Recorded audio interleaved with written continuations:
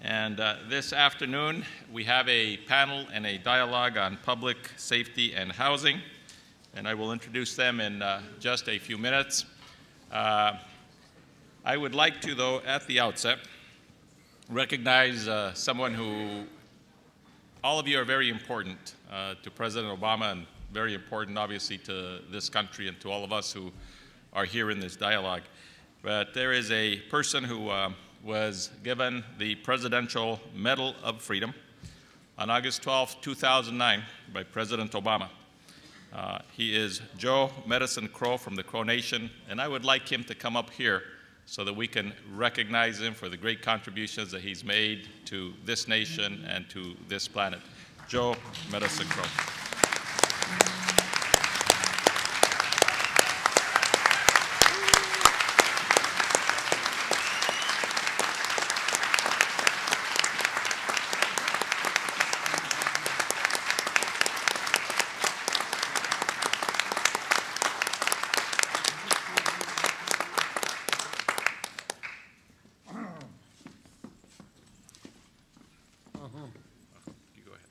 Say something?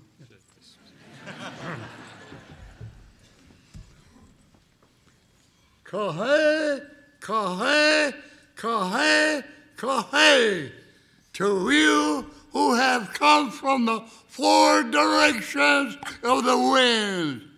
You have come to exactly the right place and the right time.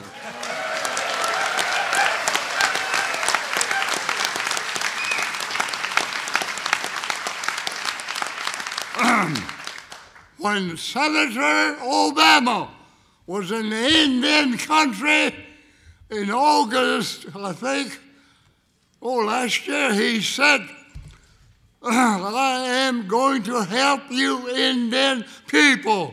You have been second-class citizens too long in your own country.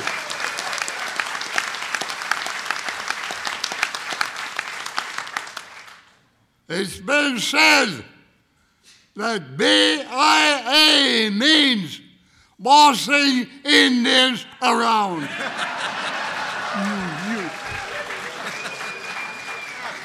But he's going to change that. Among other things, he's going to change here to bringing Indians around.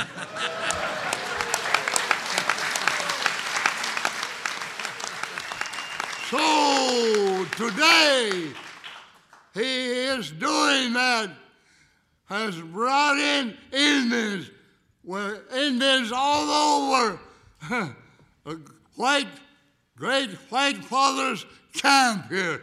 I saw 4 teepees out there already. So we are in the process of taking back our country.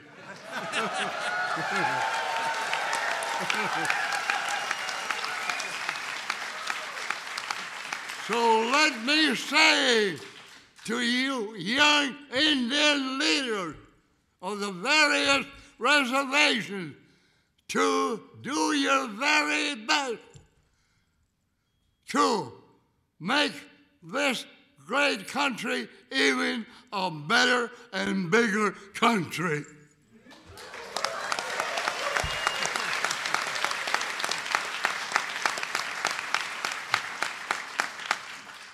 But one trouble, we Indian people are our worst enemies. We're just like a pail of lobsters. When one tries to come out, the others drag him down into the gutter. You know what I mean, you leaders of the tribe. In the olden days, when tribal people come to see the great white father, there'd be just a few elders. But now, as I look around, a lot of young people, a lot of young women.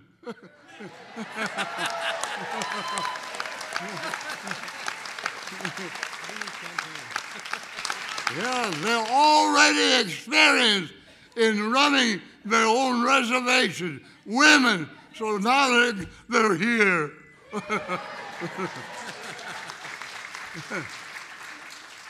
But that's all right.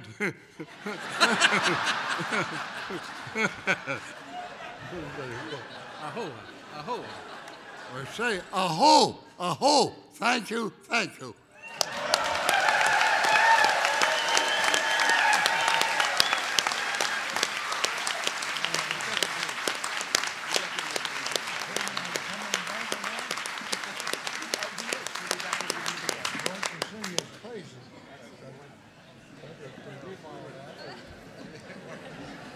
Again, that's Joe Medicine Crow, awarded the Presidential Medal of Freedom on August 12, 2009. Give him another round of applause.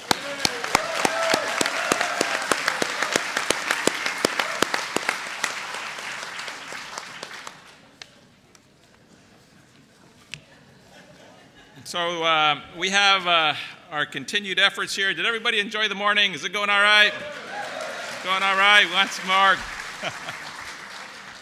Thank you so much for continuing with us. We have one other panel, and then we will hear from the President again, and then from Kim Teehee and some of the other White House staff about how we will move forward. At this point, this panel is on public safety and housing, and we are privileged to have Deputy Attorney General David Ogden, who is here with us today, the Deputy Secretary for Housing and Urban Development, Ron Sims, and the Deputy Secretary for Homeland Security, Jane Lute, and the Associate Attorney General, Tom Pirelli, and also U.S. Congressman Tom Cole, and U.S. Congresswoman Stephanie Herseth-Sandlin. So give them all a round of applause.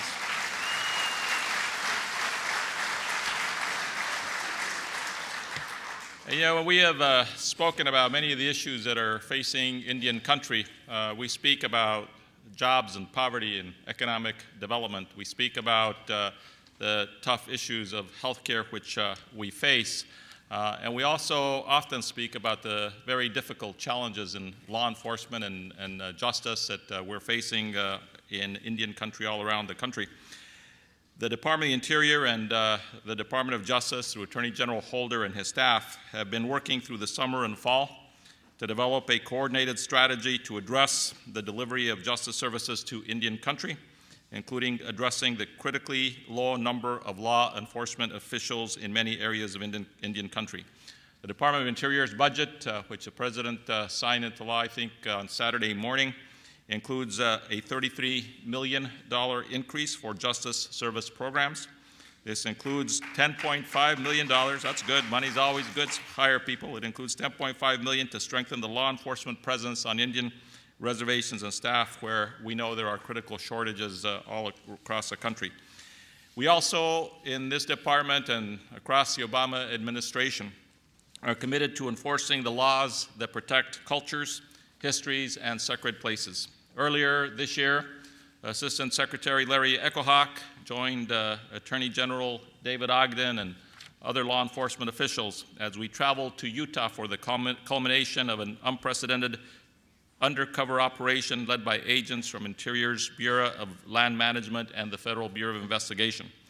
The agencies rounded up what prosecutors call a ring of archaeological grave robbers who looted sites in the Southwest, desecrated ancient American Indian burials, and stole priceless artifacts, selling them to dealers and collectors who were associated with the network. When Larry Echohawk was asked at the press conference what was the value of these items that were stolen, he had a one-word answer to those in the press corps that day. He said, priceless, priceless. And so we, in this administration, will make sure that we are enforcing the law.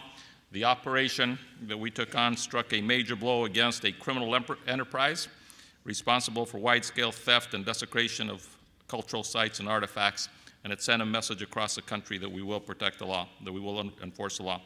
The Housing Improvement Program Housing received $20 million in recovery funding to provide new energy-efficient homes for Indian families designated as the most in need of housing assistance. Native American-owned businesses are already putting people to work on these construction projects. I want to say a couple of words. David Ogden and Tony Pirelli, who are here from Justice, we do a lot of work together on matters relating to Indian country, and they are both part of President Obama's team and part of Attorney General Holder's team that will make sure that the issues of public safety and civil justice are in fact something which we make a reality under the Obama administration. Jane Lute, the Deputy Secretary from Homeland Security, works hand in hand with Secretary Janet Napolitano, and there are many issues with Homeland Security that we need to work in partnership with Indian country on.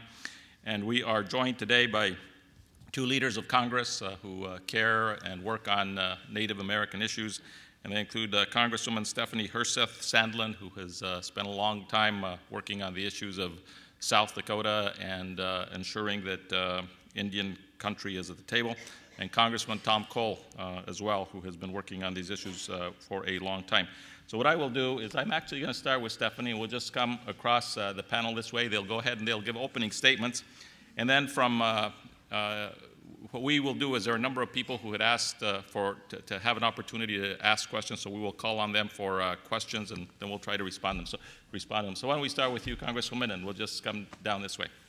Well, thank you very much, Secretary Salazar, for hosting us here today and for your tremendous leadership already in the first few months in your position to be a leader here at the Department of Interior, and specifically the leadership that you have shown in making the commitment that the White House has pledged to make and has clearly followed through on for our Native peoples. I'm grateful to have the opportunity to be here with my good friend and colleague, Congressman Cole, and with members of the White House team and throughout the administration to talk about issues so important to all of you and to us as partners in these endeavors. I'm South Dakota's lone member in the House of Representatives. I have the honor of representing the whole state, which means I have the honor of representing all 9 sovereign tribes, Sioux tribes, that are located all or in part in the state of South Dakota. And I special welcome today to those leaders who I've had a chance to work with now for a number of years for their dedication, their tireless efforts, the great working relationship and counsel and advice that they are so willing to share with me on a daily basis. It's an extraordinary honor to represent you in Congress.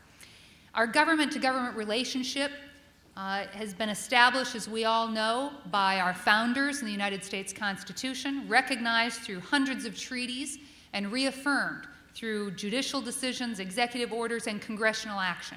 Fundamentally, this relationship establishes the responsibilities to be carried out by one sovereign to the other.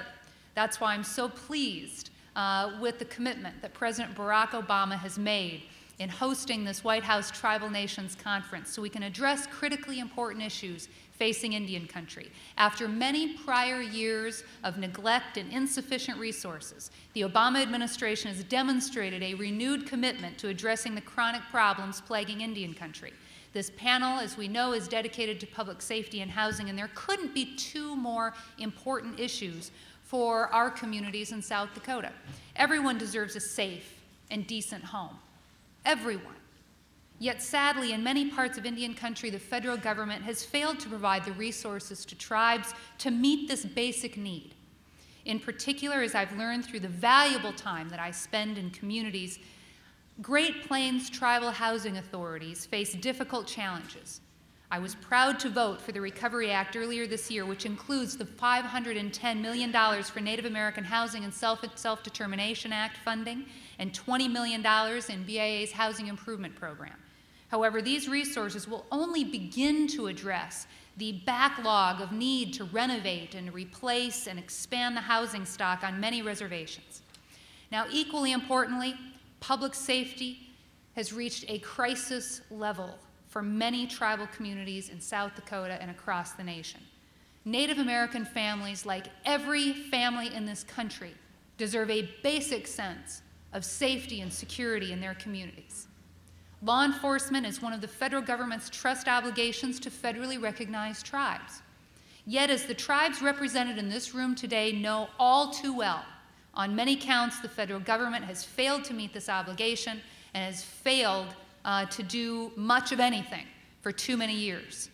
Tragically, there is a pervasive sense of lawlessness in many parts of Indian country. Less than 3,000 law enforcement officers patrol more than 56 million acres of Indian country. Let me repeat, 3,000 law enforcement officers for 56 million acres. That reflects less than 1/2 of the law enforcement presence in comparable rural communities. On many Indian reservations, officers respond to emergency calls without backup and travel to remote locations without even adequate radio communication. The situation is particularly dire for large land-based reservations. Tribal leaders in South Dakota know full well and have indicated to me time and again of the officers on the reservations in those communities who cover hundreds of miles each shift. For example, at a 2007 Natural Resources field hearing in South Dakota on tribal law enforcement on the Lower Brule Sioux tribe, many tribal leaders across the state testified at that hearing.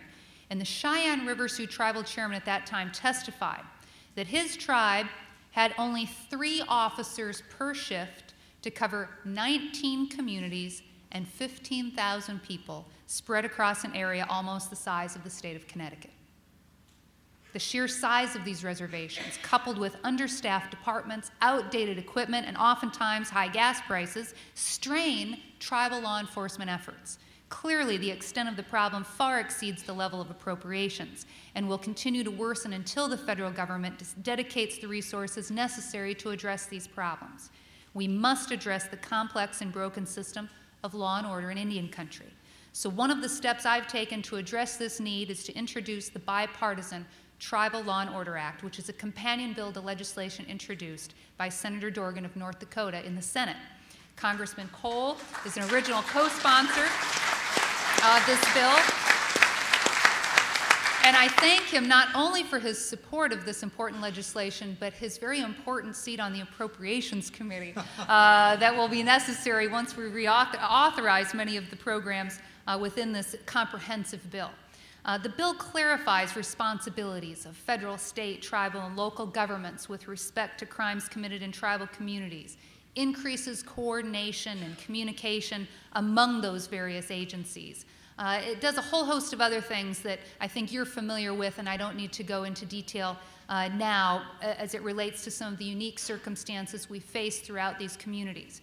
But as you know, last week at the Tribal Nations Listening Session on Public Safety and Law Enforcement in St. Paul, Attorney General Eric Holder announced the administration's full support of the Tribal Law and Order Act, and wasn't it great when President Obama himself reiterated that support this morning? That will ensure that we get it done. It's moved through the Senate committee, it's going to go to the Senate floor, and we hope to have hearings.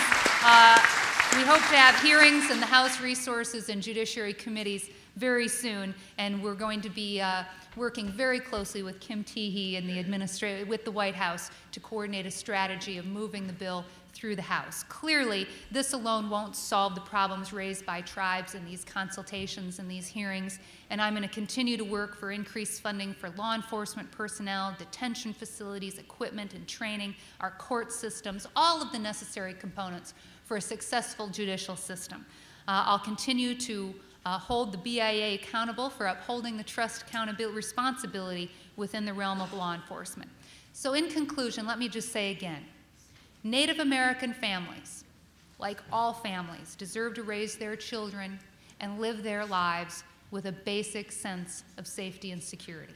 Congress must act to fulfill our trust responsibilities, and ultimately I believe that this bill and other tools will help us in our shared goal of meeting these needs. I look forward to the rest of the session, and again, thank you all for your leadership and your dedication to improving the quality of life throughout Indian country. Thank you. Thank you, Mr. Secretary.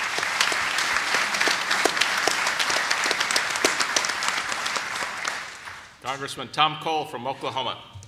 Thank you very much, Mr. Secretary. And I'd like to know anybody in this audience that could say no to Stephanie Hirsch of Sandlin. I'm certainly not going to on both the legislation that she mentioned and the appropriations which she will be back to ask for. Let me just start and make a couple of comments, because I think where you start really determines usually where you finish. And when I look at most of these issues, and I try to tell this to my colleagues, all of whom believe very deeply in their constitutional responsibilities. Look, if you've sworn allegiance to the Constitution of the United States, you've sworn allegiance to Indian sovereignty, whether you knew it or not, because it's in the Constitution. And that's the basis of where we should start.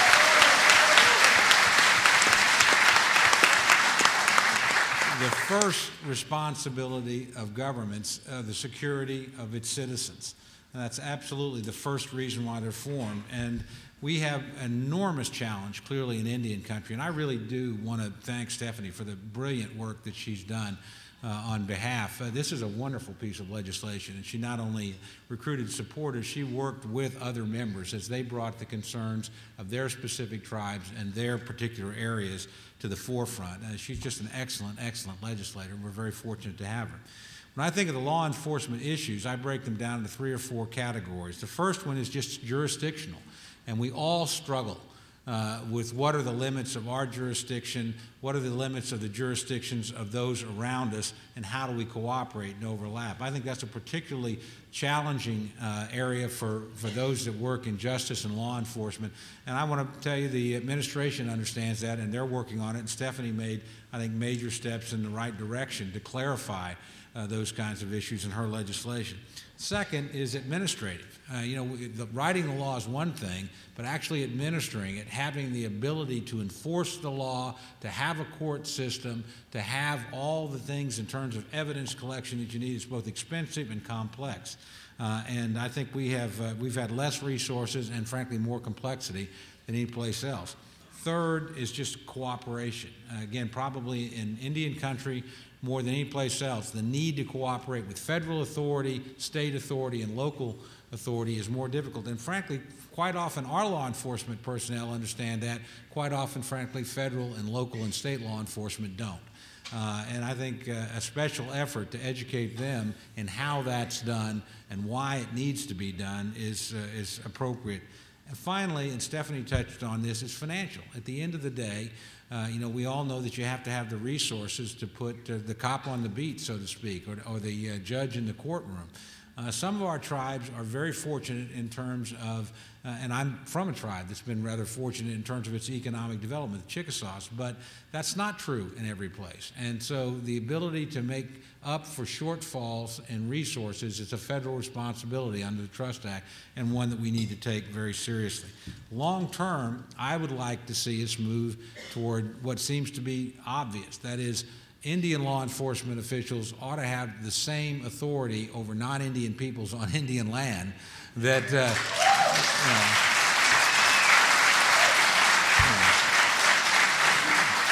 I grew up in a family and they said, look, when you see somebody with a badge and a gun, just say yes, sir, and no, sir, and what can I do? And frankly, I think our law enforcement officials ought to have that same sort of authority. I think that would, frankly, ease a lot of the problems that we have in terms of prosecutions and punishment. The second thing I'd recommend really is, and now, again, I guess I probably ought to just be your campaign chairman today, but passing 1924 is a big deal for us, and the Senate's done a great job, and this is something we really need to work through the House. But Stephanie has done a terrific job. And finally, the commitment I'll make to you, and I can't make this commitment by myself, but I have to tell you, I work for, and I say work for, a great guy, my chairman, Norm Dix, who has done an unbelievably good job in Interior across the board, but particularly in directing resources into housing, into law enforcement, into health care, an unprecedented effort to try and catch up on the real backlogs that we have in all 3 of those areas. So I look forward to working with you. It's a pleasure to be here with my colleagues. And again, Mr. Secretary, and to the President through you, thank you so much for hosting this and putting this on. It is a huge deal to all Native Americans, and we're very, very grateful. Thank you very much.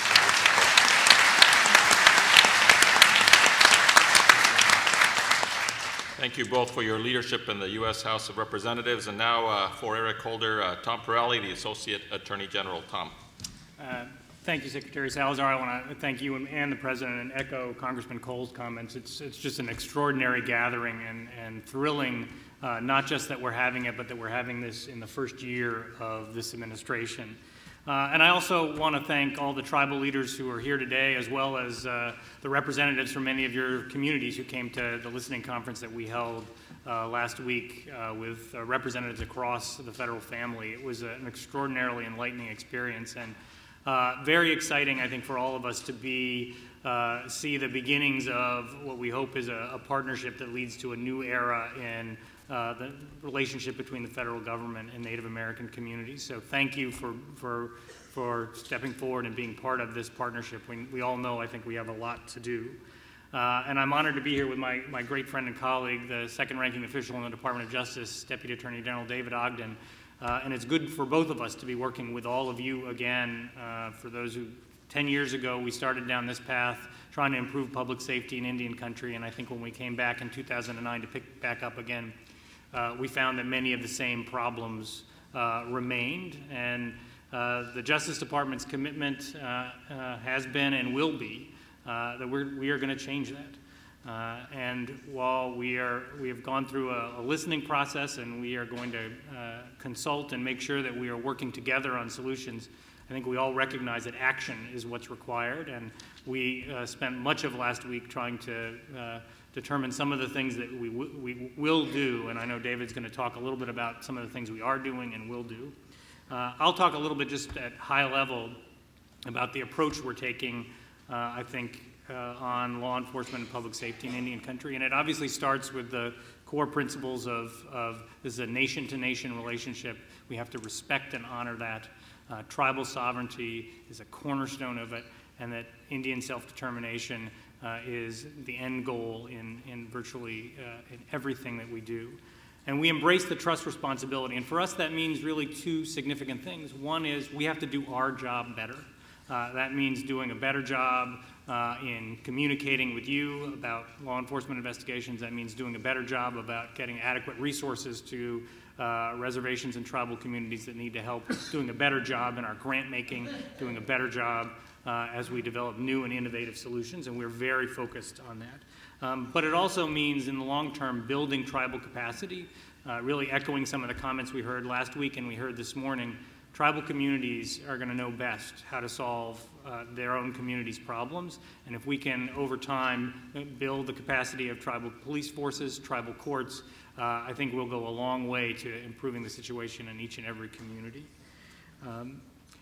Congressman Cole talked about partnership, and I think that is a cornerstone of this as well. It's great to have representatives across the federal government here together because we really are working in partnership, and particularly the Department of Interior and the Department of Justice we're trying to work in lockstep on improving our efforts in law enforcement in Indian country.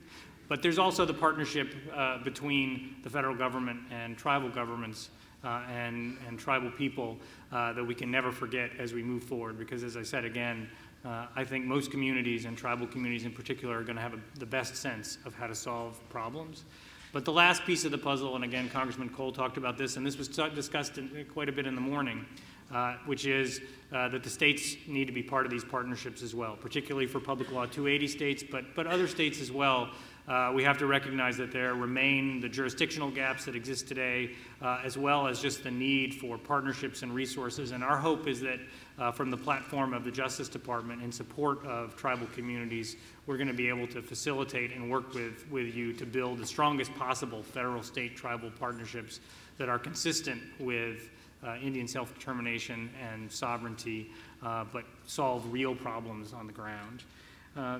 The last thing I comment on would be the President talked a little bit this morning about violence against Indian women as an assault on America's conscience. This, in the 15th anniversary of the Violence Against Women Act, we intend to put a relentless focus on violence against Native women because it just needs to end.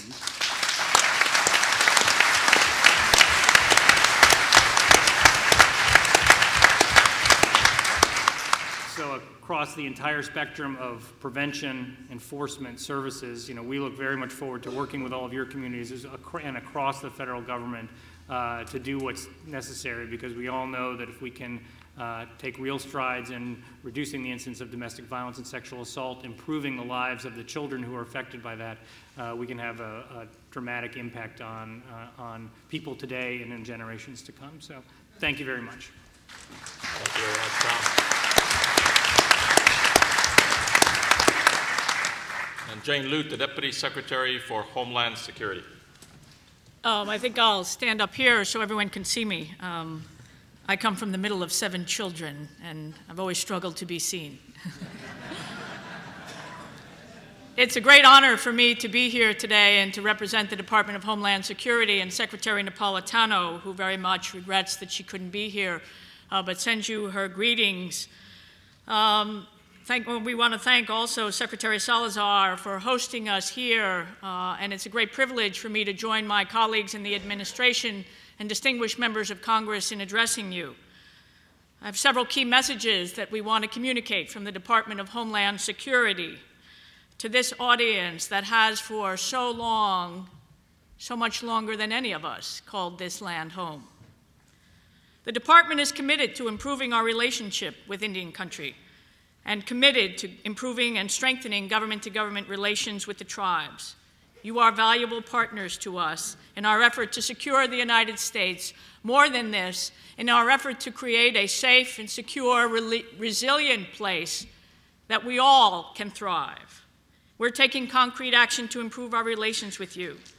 Secretary Napolitano has ordered the creation of the department's first ever tribal consultation policy, as the President announced this morning, and this policy will soon be published in the Federal Registry and open for public comment. Earlier this week, I signed out a directive to component heads and office directors requiring that they all designate a dedicated tribal liaison before the end of the year.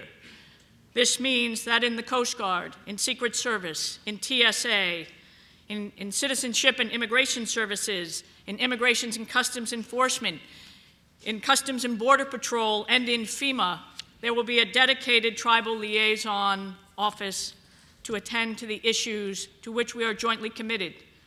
Indeed, during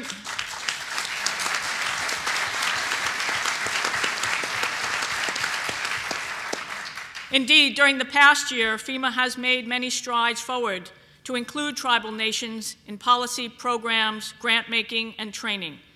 These efforts are not limited to simple representation on committee or focus groups, but reflects a deep commitment to government contacts to deepen our understanding and to share the knowledge that we jointly have in securing this homeland. Administrator Fugate will host a tribal leaders listening session on Friday morning to continue the consultation process with tribal nations. We look toward the other components taking similar actions. The purpose of this session will be to discuss disaster funding, the Stafford Act, government-to-government relations during declared disasters, and other issues which we know you place a high priority on. We've been making improvements to our Tribal Homeland Security Grant Program, which will provide direct and has provided direct funding to tribes. FEMA is also taking the initiative to improve tribal relations in the recent decision by FEMA Regional Administrator Nancy Ward in Region 9 to create a permanent, full-time tribal liaison office. This is the first full-time regional tribal liaison, but it will surely not be the last.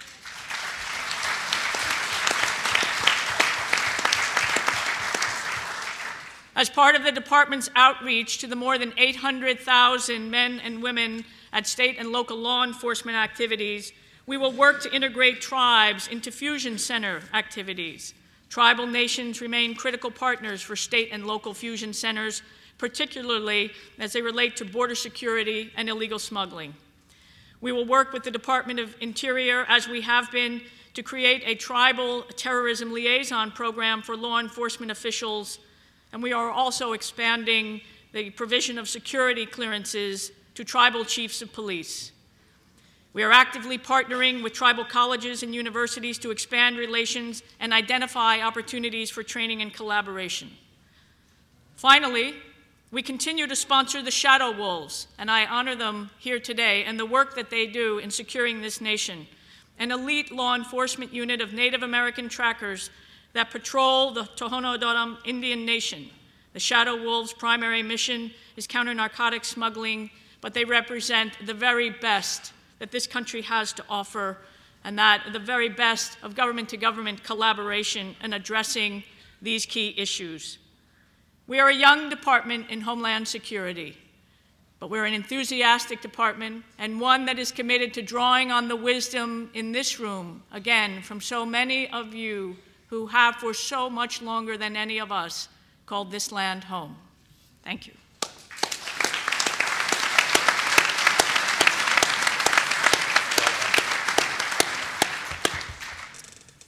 Good job. And now we will hear from the Deputy Attorney General of the United States, David Ogden. Thank you, Mr. Secretary. And I appreciate very much your allowing Tom and me to double team you and all of you today. It is a great honor to join you, and I am very grateful that President Obama has made the federal government's trust relationship with tribal nations and this key issue of public safety a particular focus of his administration. And if there's one short message that I hope you will take from my remarks and from Tom Pirelli's remarks this morning, it is this. We at the Justice Department, together with our partners in other federal agencies, want to work together with you, together to bring effective law enforcement and justice to tribal communities.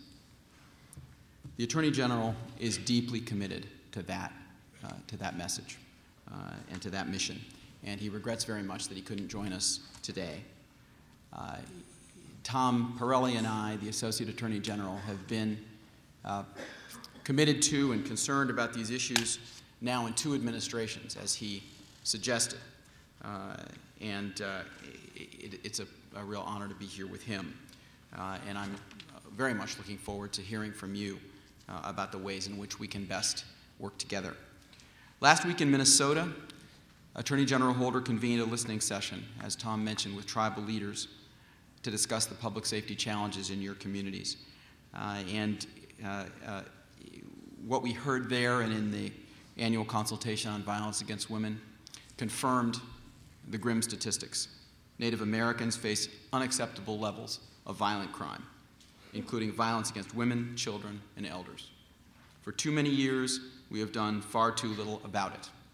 The Justice Department is already responding to the serious issues you raised last week and in past consultations and in conversations, and as the Secretary said, in teamwork with our fellow agencies. Here are some of the things that we're working on. The Attorney General announced a permanent Tribal Nations Leadership Council to advise the Department on public safety issues.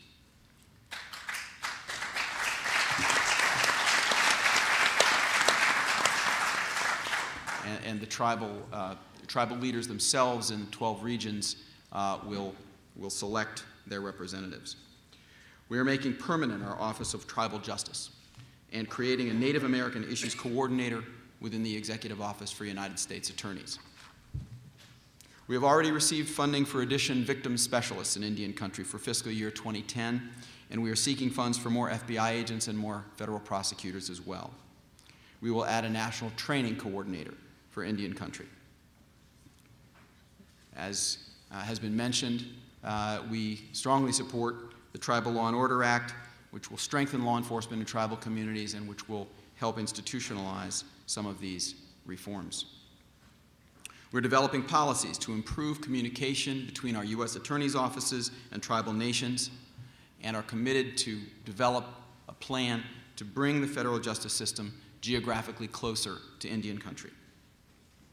We're developing an initiative to enhance enforcement of tribal domestic violence protection orders.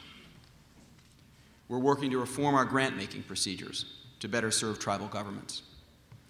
And we are working with other federal agencies on taking a coordinated approach to these issues.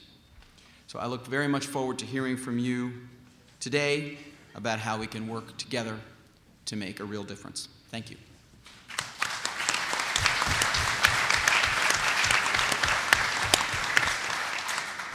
Thank you, David. And now Deputy Secretary Ron Sims from Housing and Urban Development. Secretary Salazar, thank you for bringing us all together today. And it's an honor to be here, not only because I get to see my friends from the state of Washington, but it's also very personal. My Nana is of the people of, she's Powhatan, the people of Pocahontas, and my grandfather was mixed blood from the people of Pocahontas. I've always promised my mother I'd make her proud. It's also an honor to be here on behalf of the Secretary Donovan to discuss HUD's commitment and as a part of President Obama's administration to empower Indian country to more effectively address the challenges you face in your communities, in your schools, and in your homes. But this commitment is more than just words. In March, Secretary Donovan addressed the membership of the National Congress of American Indians. In May, Secretary Donovan visited Montana with Senator Tester to gain firsthand understanding of the state of Native American housing and how HUD's programs on the ground work. And in August, Secretary Donovan visited rural Alaska and learned about the challenges facing the Native Alaskan community. Though through the Recovery Act, HUD has made $500 million of investment in Native Alaskan and Native American housing and community development efforts across the country, putting funds into the hands of communities who needed it most. We also support the needs of Indian country through the following programs: Indian housing block grants, Native Hawaiian block grants, Indian community development block grants, loan guarantees for Indian and Native Hawaiian housing, and guarantees for financing of tribal activities. Additionally, we're working on a variety of other initiatives important to tribal communities, including improving financial education, using housing as a platform to address health care and domestic violence, and expanding awareness about tribal housing and overcrowding. But as my good friend Billy Frank said when I walked in, he has trained me to listen. And so I am here because it is important that we listen, and that because our goal is simply to forge a much stronger relationship with the Indian nations of this country than we've ever known before. Thank you.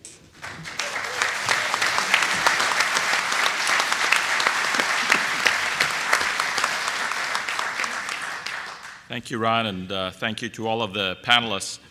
You know, as maybe a first test of our nation-to-nation relationship here, the nations have said to us that there are 9 of you who have organized yourselves to give some comments to all of us. And so what we'll do is we'll hear from the 9 people whose names I have been given by you first, and then we'll have the panel respond, and then we'll have hopefully still some time when we can just do interaction with whoever else is here. So there are 9 of you that we were told want to talk to us, and they are, so if maybe you can just get ready and try to, if you keep it down maybe to 2 minutes, but here they are.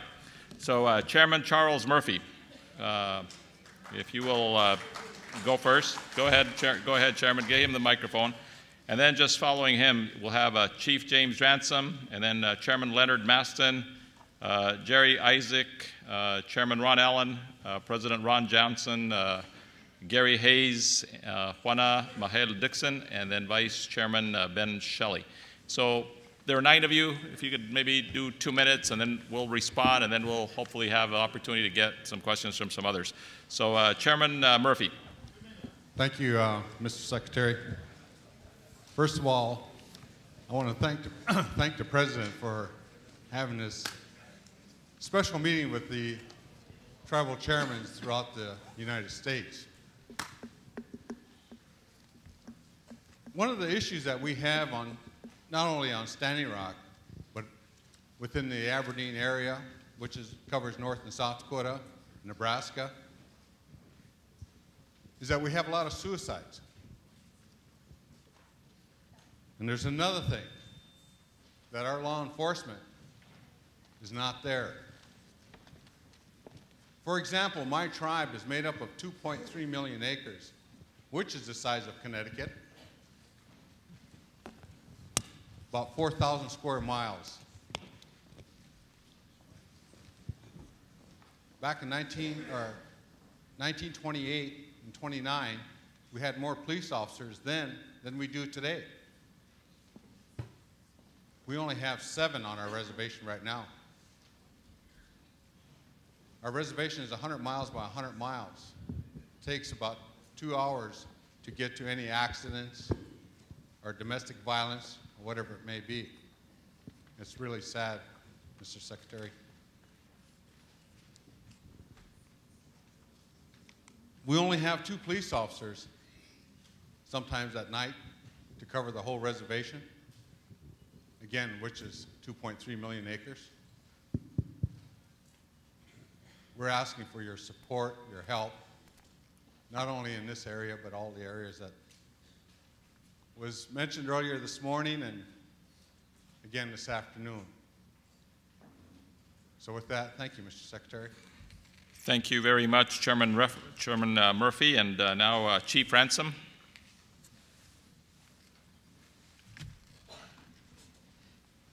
Thank you. I'm a tribal chief with the St. Regis Mohawk tribe.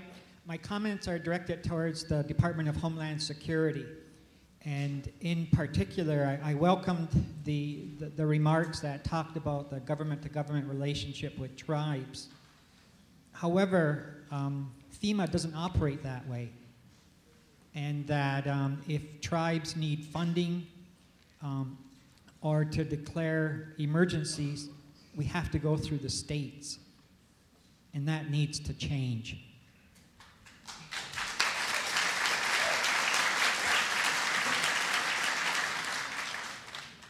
My question for Homeland Security is, will it provide funding directly to tribes instead of through states? And will you allow tribal leaders to declare emergencies consistent with criteria that we jointly develop with Homeland Security? Okay. Thank you, Chief. I have a couple of other comments. On a tribal-specific note, I wanted to use this opportunity to send my tribe's support for the recognition of the passport of the Haudenosaunee Confederacy. I'm not here speaking on their behalf, but I am offering our tribe's support to them. Their passport is recognized in countries around the world, and it's even been featured in National Geographic. I believe it's right and proper for the United States to recognize their passport. Finally, Secretary Salazar, I wanted to give a message to you that I hope you'll give to President Obama, and that's that there's only 3 countries that have not signed the United Nations Declaration on the Rights of Indigenous Peoples.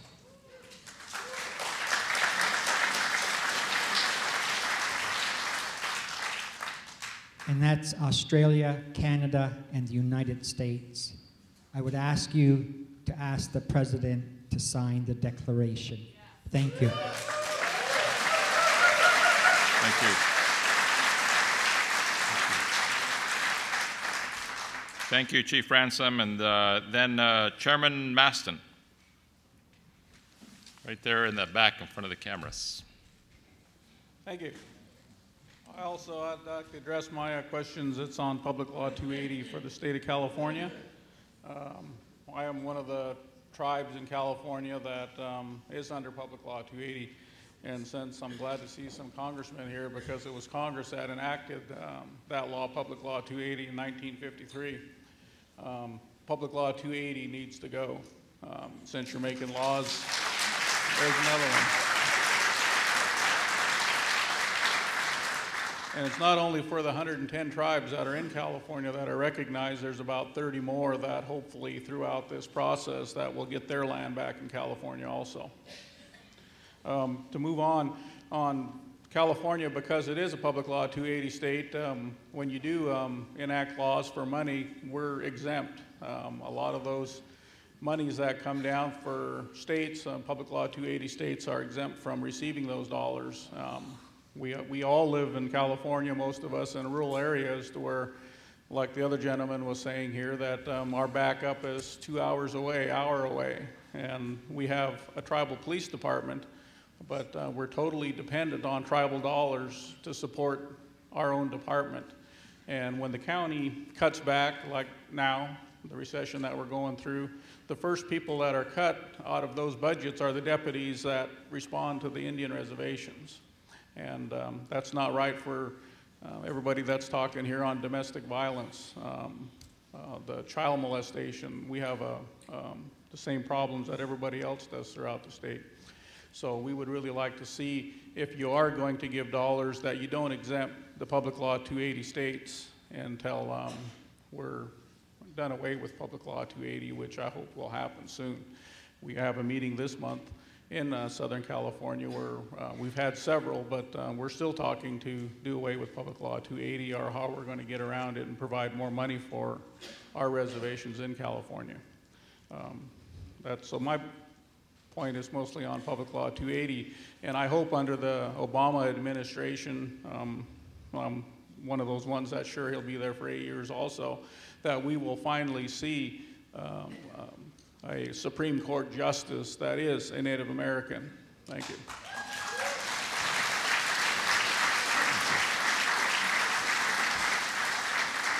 Thank you, Chairman Maston. Jerry Isaac, up front.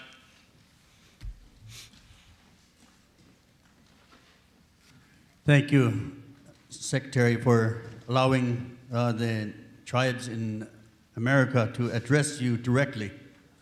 We have many issues, as you have heard throughout the day, throughout the last few months that you've been having sessions to extract concerns from Indian country. I'd like to say thank you to President Obama for having the real courage to make real the promises made to Native Americans. I'd like to thank the agencies for being here to listen directly to the Native Americans. We've prepared a written statement, but because of the statements made by the agency staffs, it has somewhat changed, because the message here is to provide you with a real glimpse and the chance to experience literally the conditions that Native Americans live with. However, it seems that you have, to some extent, experienced that already. So the mode that I'm going to use is going to be somewhat different.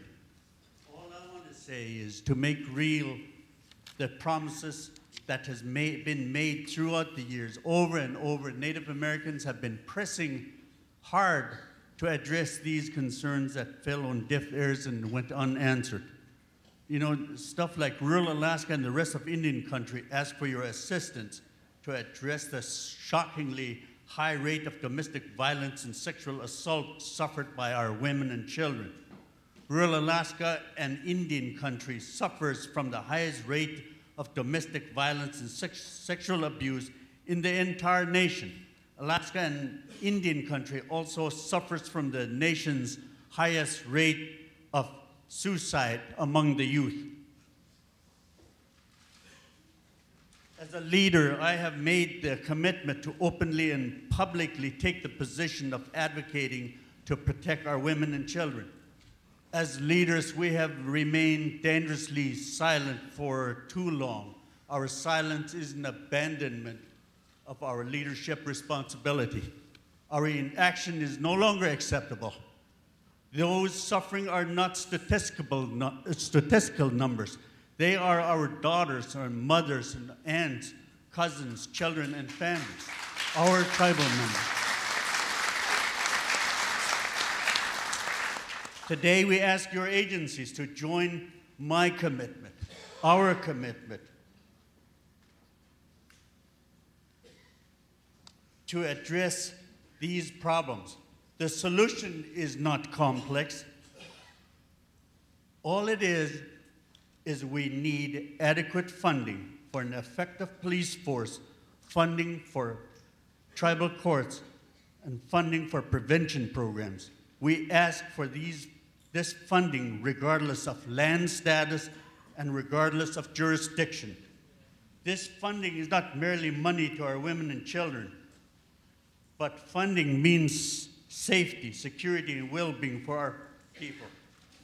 It is a relief to have heard President Obama this morning regard the violence against our women and the assault to our nation. It was a relief to hear our president take serious concern about the safety of the Native people of this country. For the sake of all Native families, I pray your agency will take real action. I ask the federal agencies to join the tribal governments to address these problems meaningfully. I ask you join my commitment, our commitment, to change the treatment of our women and children. I ask this on behalf of all American Indians, Alaska Natives, the native village of Tanacross, and even my family. We need meaningful participation in all policy development. We need to start encouraging interagency real cooperation on management of federal programs and federal agency responsibilities like BLM, Fish and Wildlife, National Refuge, and this stuff. I thank you again. In closing, I appeal to you. I really, really am asking that you as the Secretary make right the commitments made long ago. Thank you. Thank you, Jerry. Thank you, Jerry.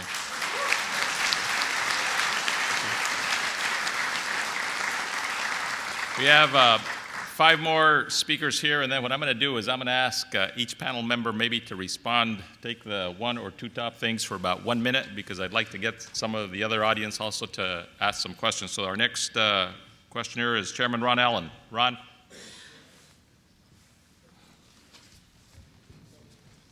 Thank you, Mr. Secretary. As you said, my name is Ron Allen. I'm the chairman for the Jamestown-Sklallam tribe in western Washington State. I got 2 quick issues I want to raise with you and particularly DOJ specifically. I think that our congressional leadership and our tribal leadership has articulated, the deficiency of our public safety problems we have, which is inclusive of our court systems. DOJ did a great job with the listening conference last week, and we identified that there's many issues. Number 1, as a result of '94 with President Clinton and the listening conferences with Janet Reno, there was an effort to try to collate law enforcement from BIA and DOJ. That did not work. So my challenge to you and request to you in terms of how you're responding is how DOJ and DOI will collaborate to elevate the base funding for law enforcement and courts and youth protection services that are essential for our programs. And we do need more money. The courts have been leveled off for 25 years. So that's one challenge. The second is, as a result of these atrocities that are going on here, the Chairman Maston from California raised the 280. There are a number of atrocities that have come down through the Supreme Court. The Williams-Lee, the Plains Commerce Bank, the Atkins Trading Company, the Cotton Petroleum decision, and last but not least, the elephant in the room. That case has got to be reversed. This is about our sovereignty. This is about our authority. We need you and DOJ to advance with the Congress legislation to reverse the impact of those decisions that were inappropriate coming down from the Supreme Court to reaffirm the tribe's sovereignty for the protection of our people and our communities. Thank you. Thank you, Mr. Chairman. Thank you. And Ron Johnson. Ron?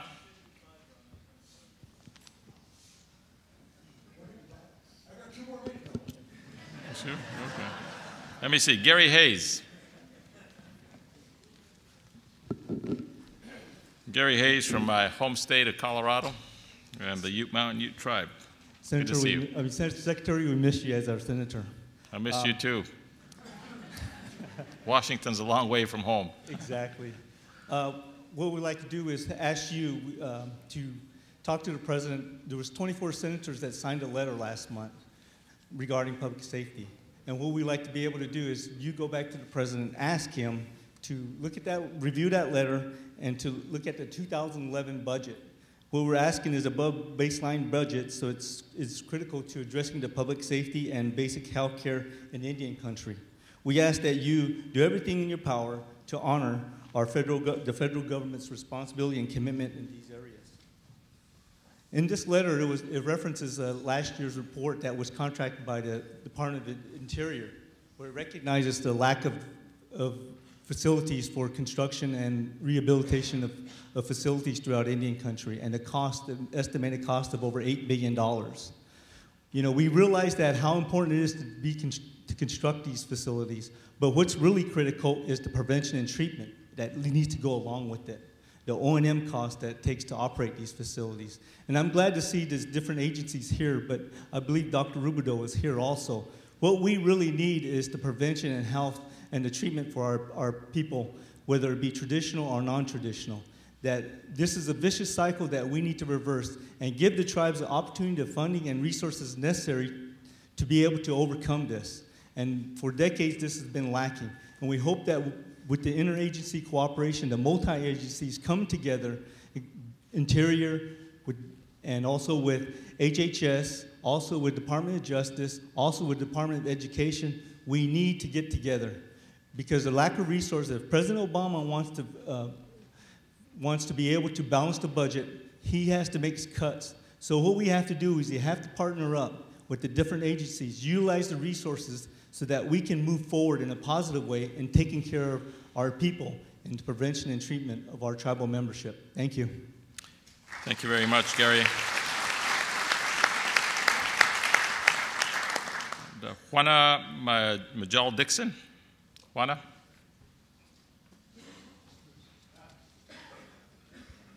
Excuse me, I'm standing in for Juanita.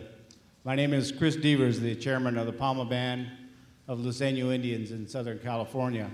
And I want to thank you for this session today. But we've heard a lot of, we respect, we honor, we recognize sovereignty. What I haven't heard a lot of, and we've heard a little bit of, the president's budget has allowed for increased.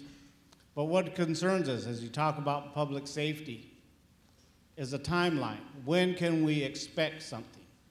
We come here to Washington, D.C. to meet with the leaders. We hear the same thing, but at what point in time can you give us a date when something will be completed and we will have resources to do what we need to do on our homelands? And what are the repercussions if you can't come through? Who gets relieved of their duties? Because, you know, as the elder said, you know, these are our aunts, our sisters, our children that are out there. And this continues to happen. And we continue to come back and say, we need help. But there's never no timeline as to when that help is going to actually come. Okay. At the end, if you have, can respond to that and let us know what that process is going to be, when we can expect this assistance that we're asking for. Thank you. Thank you, Chris.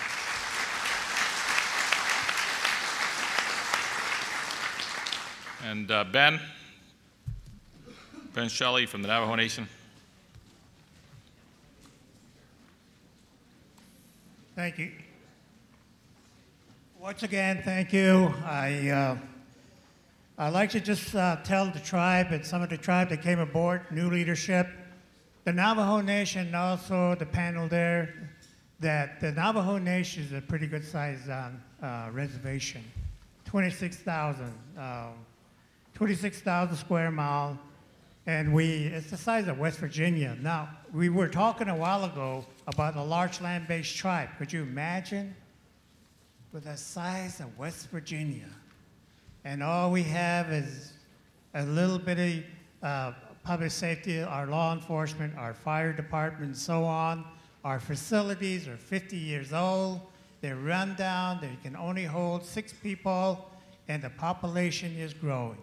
Do I need to say any more? And crime grows with it. Plus the unemployment, the recession, poor economy, it adds on to all the abuse that you are talking about.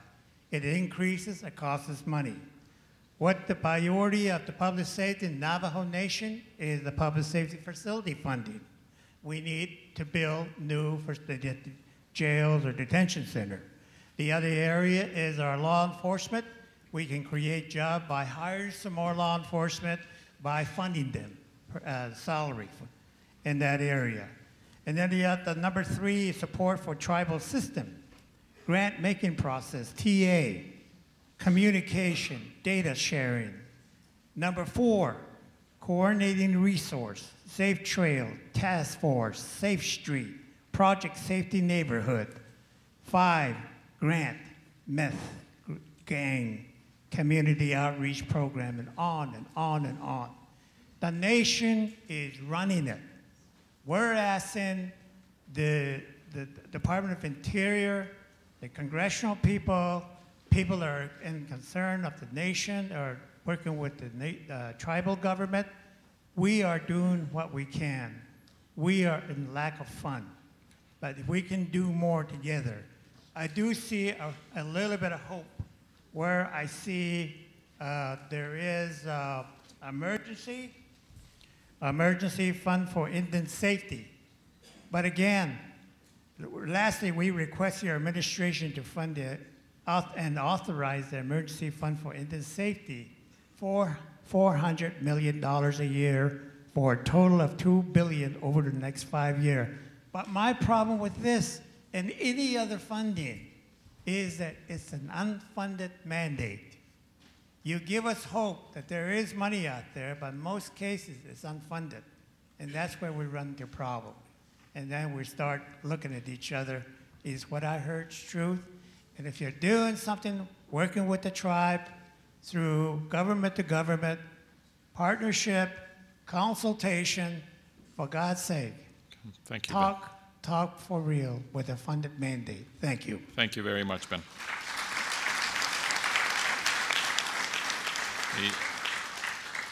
Is Ron Johnson here?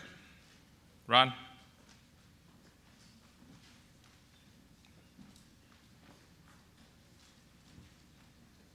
Let's see him. Okay. Here's what I'm going to do. A lot of questions, and I think the first one was directed to Homeland Security. So I'll give her the easy one. And we'll just go down, and if the panelists will indulge me and just take about a minute and a half mostly in answering the questions, because I'd like to get some of the other audience also involved in asking us some questions. So Jane, why don't I start with you? Thanks very much. Chief Ransom will know better than I do the restrictions that we operate under the Stafford Act with respect to funding, but I want to underscore what I said in my remarks, that we are committed to improving the resources that are available to the tribes for emergency response and Homeland Security, including grants, but also training and other opportunities. Where we want to have an intense dialogue in this regard on the basis of government-to-government consultation, and so we are committed to pursuing that, and we can speak afterwards if you would like on how to make that real. Thanks. You take my colleagues from the Department of Justice, so Tom and David, if both of you can take a quick minute, and then we'll go to the Congress men and women. David? Absolutely. Thank you so much for the questions and for the comments. All extremely helpful. I believe Mr. Allen asked, how will DOJ and DOI collaborate to elevate funding for court systems and other related services, and asked about other legislative priorities in the jurisdictional area in particular. And we also had the question about timing. When can we expect change? And other observations about the need for coordination among federal agencies. Say this in the minute I've got. We recognize the urgency of these issues.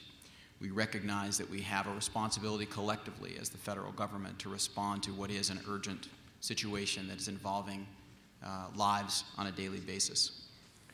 We have begun, as the Secretary mentioned, working very closely with DOI on policy issues and on budget issues, and recognize the need to present a coordinated budget, and we're working together with other agencies, including other ones here on the dais and others who are not, to present a unified approach to these issues.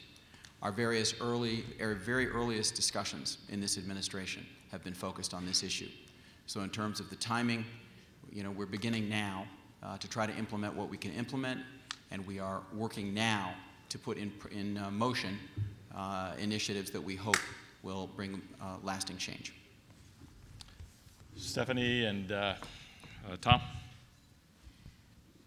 Well, just a quick response on the interagency cooperation issue that relates to a number of the comments that were made.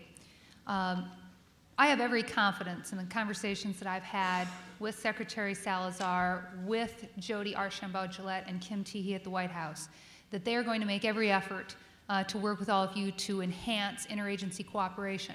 But Congressman Cole and I think, would agree that the same has to happen in terms of intercommittee cooperation in Congress to make sure that as there are efforts in the executive branch to increase coordination, baseline funding levels, the same has to happen in a cross-committee appropriation strategy that I look forward to working with Tom on as we talk to Chairman Obey and Ranking Member Lewis to do it. And when you listen to Chairman Murphy or others explain so the situations, this is it provides the perfect example of why we have to do more in this area. Many of you are familiar with perhaps what happened recently with the Dakota Peacekeepers project under the prior administration because of the spate of violence on the Standing Rock Sioux Reservation. A surge of BIA police officers goes into Standing Rock. Those BIA police officers are coming from other reservations, many of which also face serious safety considerations in their communities. They come in, people feel more safe, they're making more arrests, but going to the issue of deteriorating facilities, they don't even have a juvenile detention facility to house these youth in. They have to be transported down to the Cheyenne River Sioux tribe or even further away. Then you have to deal with the court system. Then the surge goes away because we can't sustain that if we don't hire more officers, if we don't address the housing situation because we can't even recruit BIA officers if there's no housing available for them in some of these smaller communities away from where headquarters or the larger communities are on the reservation. COPS grants run out. Pine Ridge lost 2/3 of their force a few years back because they were encouraged to go after COPS grants. Those are shorter-term grant programs. We all know that.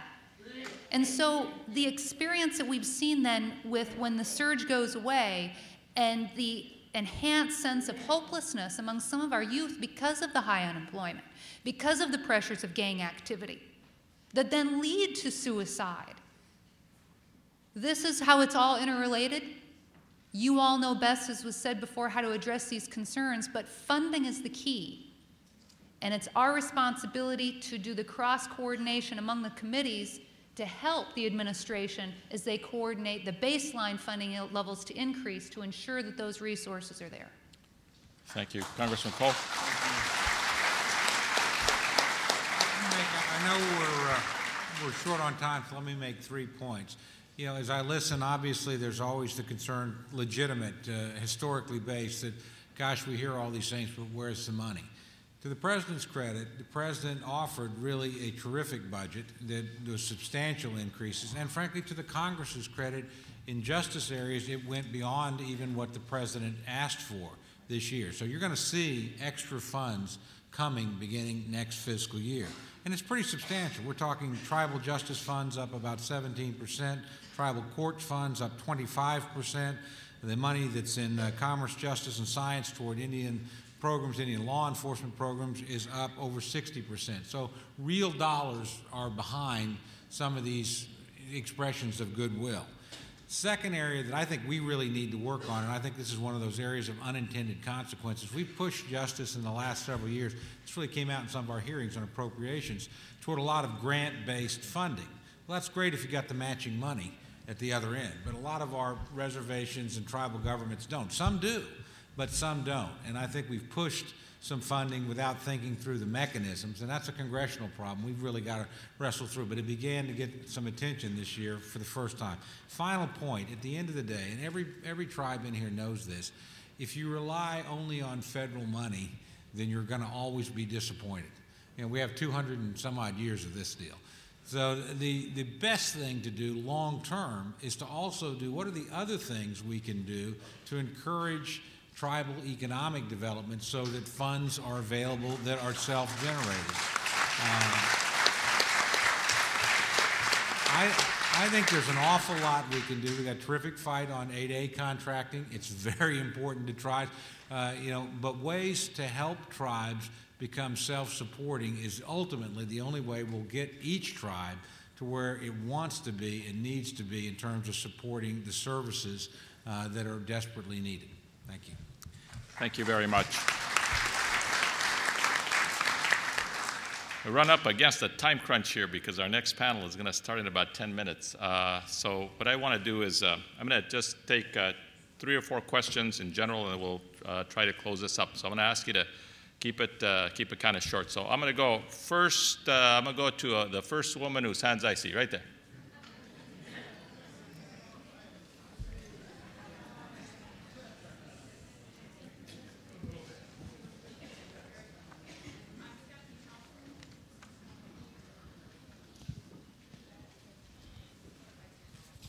I'm Stephanie Thompson with Alexander Creek out of Alaska. Tukunkak is our traditional village.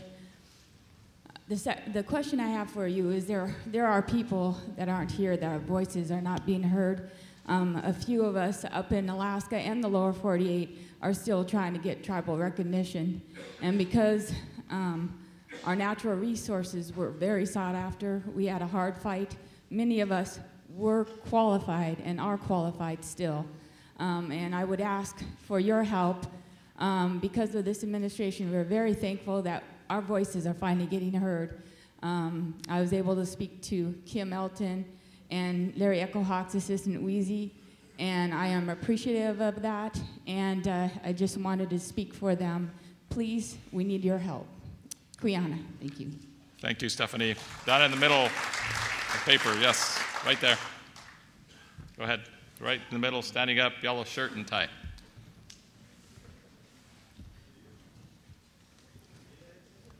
Thank you, Mr. Secretary, Congressman, Congresswoman, guests of the panel, and thank you, Homeland Security, for all the funding you've given my tribe. I'm from the Pueblo of Isleta in New Mexico. My name is Robert Benavides. I'm the governor for the Pueblo. I just wanted to talk about law enforcement. I'm retired from law enforcement. I retired in '93 from law enforcement from the Bureau of Indian Affairs. So I know what the problems are. I've been to Wounded Knee. I've been to the Wounded Knee trials. I've been to Minnesota on the Red Lake Reservation. I've been with Mr. Mastin during the fishing seasons. And I've been and seen all of the problems that there are in Indian country.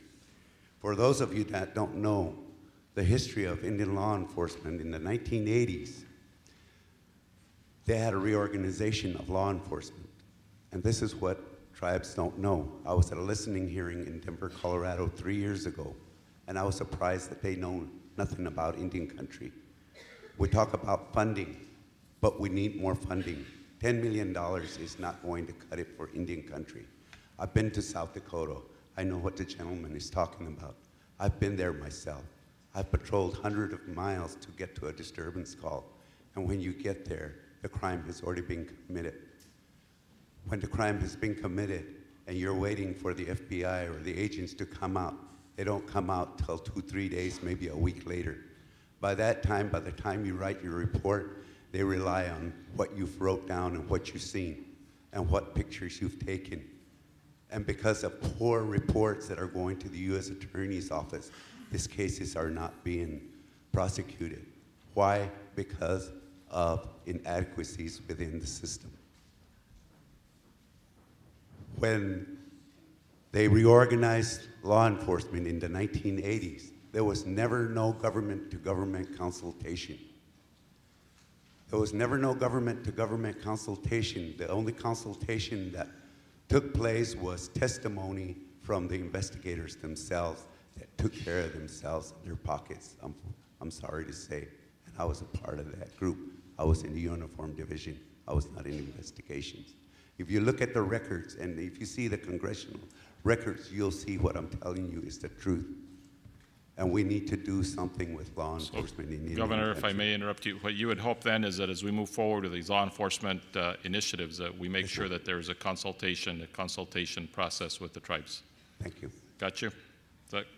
I love you, Robert. Okay, somebody over here on the left. Back in the back, standing up. Standing up. Jumping up and down. That's you. Hi, Secretary Salazar. I had to come here. I came running. I just finished my second judgeship as a tribal judge. I'm a state licensed and tribally licensed attorney. I came running over here. This is what I have to say. What is your name? My name is Angela Delorme. Bonjour. Guanagobekwe Dishnikos. I'm from the Turtle Mountain Band of Chippewa. This is my chairman, Richard Marcellet.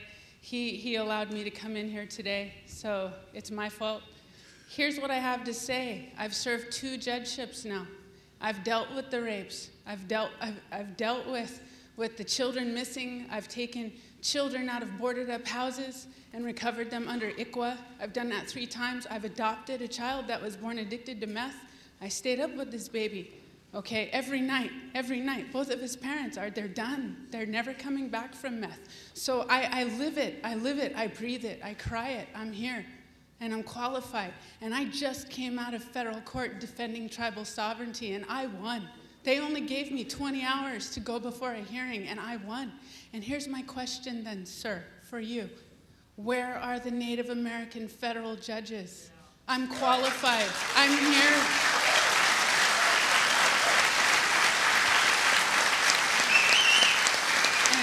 Thank you, Angela.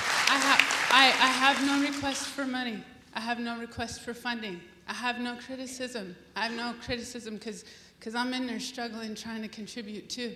So I don't even have the answers. So how am I going to sit here and look at this panel for not having them? And heck, the Air Force taught me a lot. I'm a veteran, you know. We're dealt to deal with war. But you know what?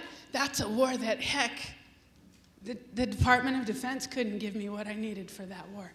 So I just want you to know, I looked at and saw 3 of my colleagues in here that are also qualified to be federal judges. When do I get to take, all I'm asking, when do I get to take my experience from the bench in Indian country to the federal bench and take that understanding for our people? That's all I'm asking. Thank you, Angela. Thank you very much.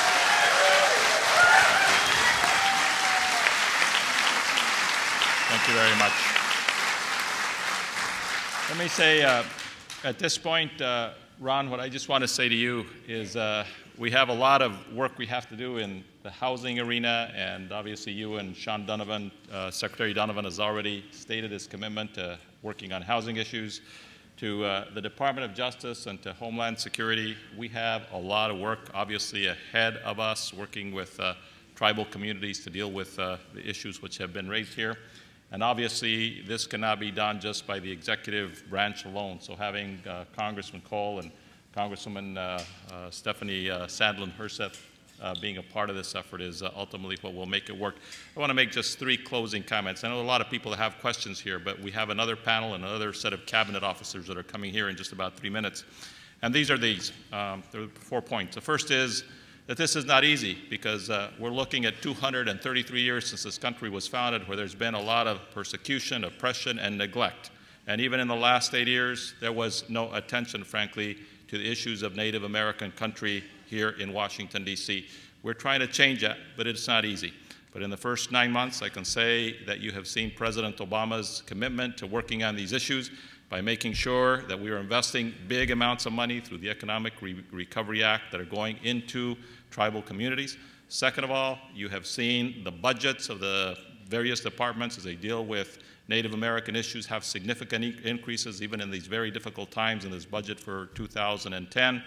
And third, what you see is this conference where the President has called everyone together here to the nation's capital to put a spotlight on these issues. And finally, Angela, to your point that you raised relative to this administration and federal judges and Native Americans, this I can guarantee each and every one of you in this room that there has never been a president of the United States who cares so much about an inclusive America, and that includes having Native Americans at the table. That's why there are people like Larry Echohawk in my department, and people like Hillary Tompkins, the first Solicitor General of the Department of Interior. So we have a lot of work to do, but this president is committed to having an inclusive America and inclusive government. Thank you all very much, and we'll be back in 5 minutes for the next panel.